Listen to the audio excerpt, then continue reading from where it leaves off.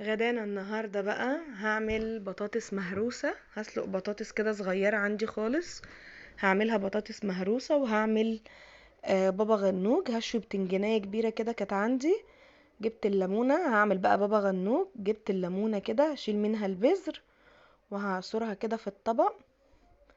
انا بقى بشوي البتنجانية دلوقتي فبحضر لها بقى.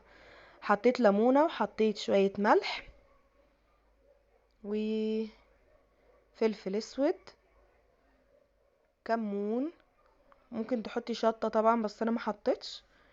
كده فلفل وملح وكمون وخل وليمون. وهبشر بقى كده فص توم وشوية زيت طبعا وفص توم. بدل بقى ما تحمري البتنجان ويقف على قلبك ويبقى مليان زيت، لا احنا هنعمله بالطريقة دي بيبقى تحفة، احلى بابا غنوج. بشرت فص توم وحطيت كيس طحينة اللي هو الصغير ده. وهقلب بقى المكونات دي كلها مع بعضها، وهجيب البتنجانية اقشرها كويس. هنشيل يا دوبك القشرة اللي من بره ديت، وهناخد بقى البتنجانية من جوه. احلى يعني احلى حاجة في احلى طريقة للبتنجان هي ديت، ان احنا نشويها. لكن البتنجان يتحمر في الزيت بيشرب كمية زيت مش طبيعية، وبيقف على القلب جامد قوي. فالطريقة دي حلوة قوي لما بيبقى مشوي، بيبقى طعمه جميل. هقلب بقى الكلام ده كله جوه بعضه. نهرس بقى كويس البتنجان وندخل فيه كل الكلام ده.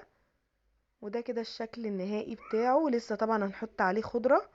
وقطعت طبق بطاطس كده احمرها وطبق لفت. وهنا بقى البطاطس طلعتها عشان اقشرها وهرسها كويس. هنقشرها بقى يا دوبك. بصوا لما بتتسلق بنشيل القشرة كده ايه من غير اي بطاطس. قشرت بقى البطاطس بعد ما سلقتها كده. هحط عليها بقى فصين توم.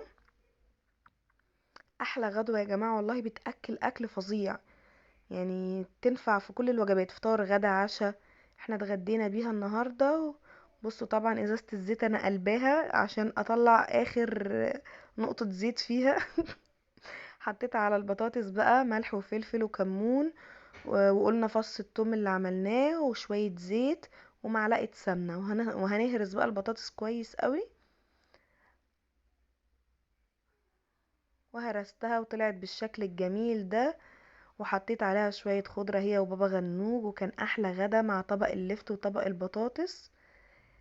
احلى غدا، مش مكلف وعلى قد الايد، وبيأكل حلو قوي.